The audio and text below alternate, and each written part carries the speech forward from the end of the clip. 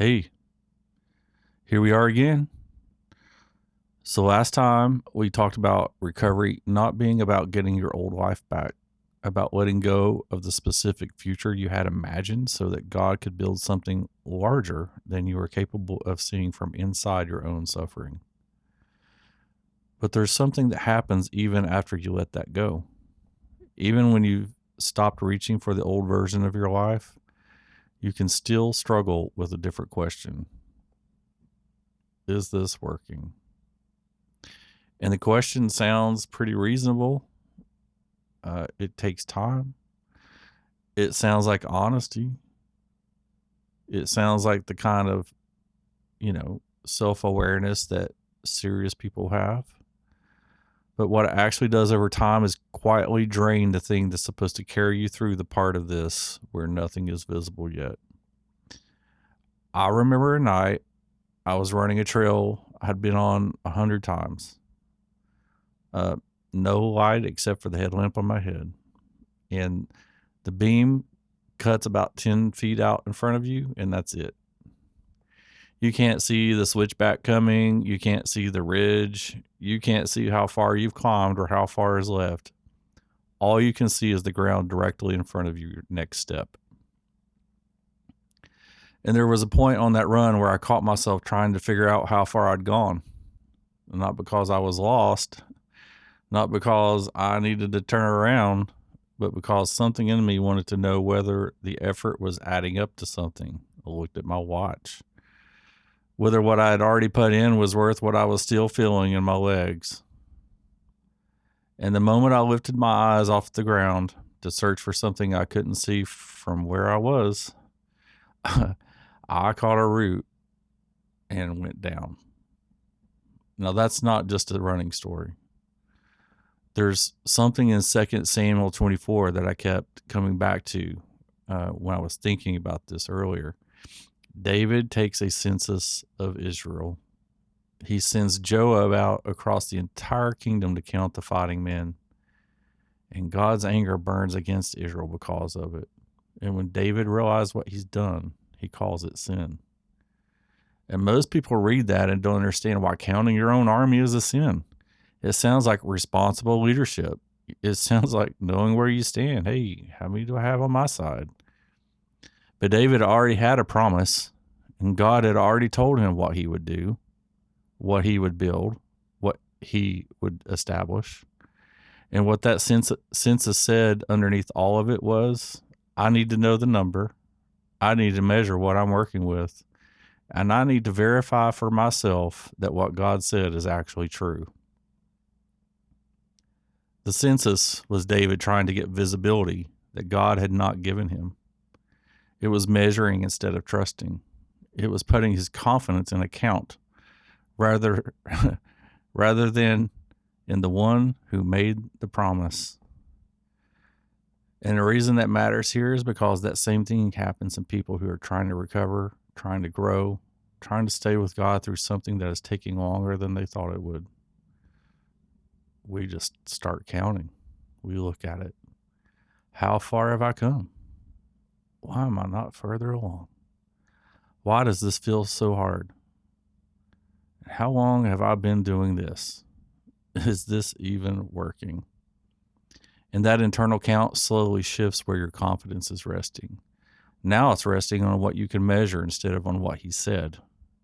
And when the numbers don't add up the way you need them to, the faith starts to break down, not because God stopped moving, but because you moved your eyes.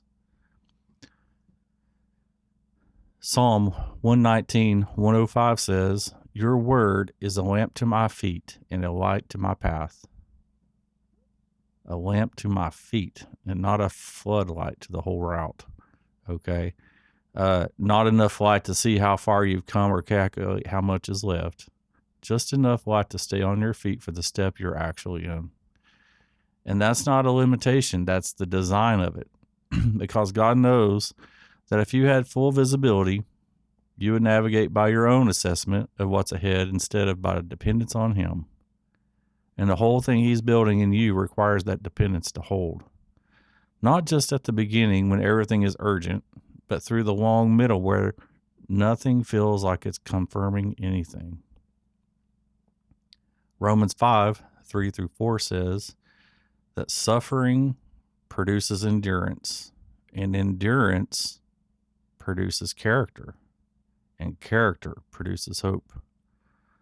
Notice what that process requires. It requires something to be formed slowly over time through the pressure of staying in it. Endurance is not something you can see forming while it's happening. Character is not something that shows up on a measurement.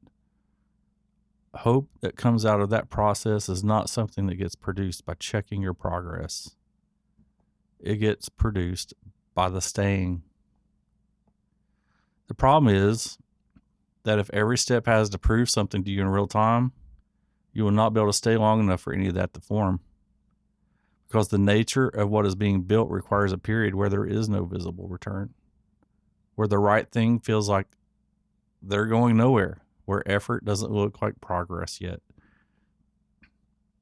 And that is exactly where the enemy of all of it is the measuring, because what measuring does in that season is convince you that what's happening isn't happening.